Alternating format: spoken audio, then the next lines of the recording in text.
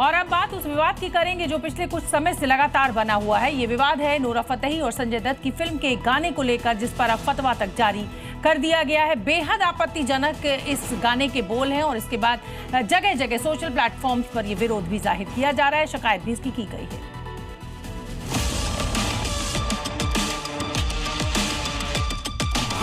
एक गाना, उस पर छिड़ा विवाद और अब फतवा। एक्ट्रेस नोरा फतेही के गाने पर हुआ विवाद थमने का नाम नहीं ले रहा। जिस गाने को लेकर कहा गया कि उसने अश्लीलता की सारी हदें पार कर दी, जिस पर विवाद हुआ तो सरकार ने भी बैन लगा दिया। लेकिन अब इस विवाद में एंट्री हुई है मौलाना और उनके फतवे की, जिसमें मौलाना की तरफ से नोरा फतेही पर फतवा जारी किया गया। मौलाना के मुताबिक ये विवादित गाना, इसकी उन्होंने निंदा की और अश्लील डांस और भद्दा कंटेंट बताया, जो कि इस्लाम में हराम है।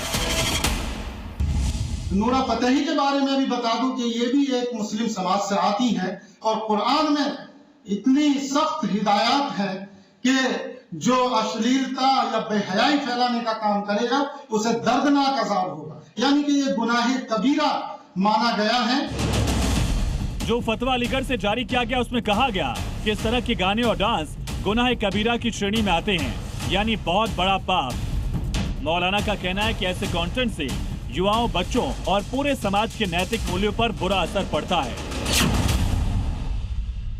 इस कंटेंट में अश्लीलता भरी हुई है गाने में, और इस गाने में ऐसी बेहयाई, आपत्तिजनक और अश्लीलता परोसी गई है कि जिसकी वजह से एक आम इज्जतदार इंसान उसे फैमिली के साथ में भी नहीं देख सकता।